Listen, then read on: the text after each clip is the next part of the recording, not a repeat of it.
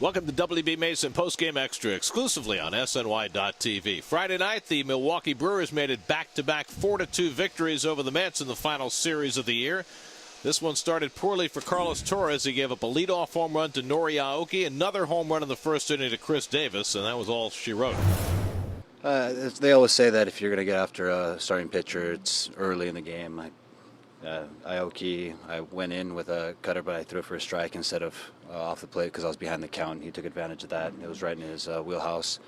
And I struck out what's his name, and instead of being a ground ball double play next, because I balked him over mysteriously, now it's guys at third base, and then the home run ends up costing me 2 runs instead of 1. So it's just those little things that add up, and then you settle down, and it's usually one big inning. And that was one of the things we were a little concerned about at the start of the game, is that his command was not the way it normally is. He's usually down knee high, inside, outside, cutters.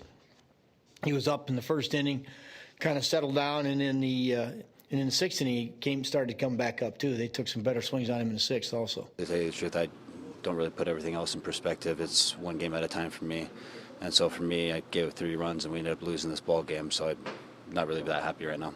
You know, the second hitter he faced, he struck out, but he got on a wild pitch. So it was not a pretty inning for Torres, who's had that one thing happen to him in the past. He struggled to get out of the gate. After that, 5 shutout innings. So he was in decent shape. But the Mets really couldn't do anything, Keith, against Gallardo. Well, the only thing they did was they out-hit the Brewers. They got 8 hits, the Brewers 5. The Brewers, of course, had the 3 home runs. They had the one chance in that 6th inning with 2 outs and the bases loaded and Lagares up. With 2 strikes, a ball in front of home plate that Maldonado blocked. Murph tried to score, didn't make it, took the Mets out of that inning with the bases loaded, and that was really their only threat the whole game. We aren't driving any runs.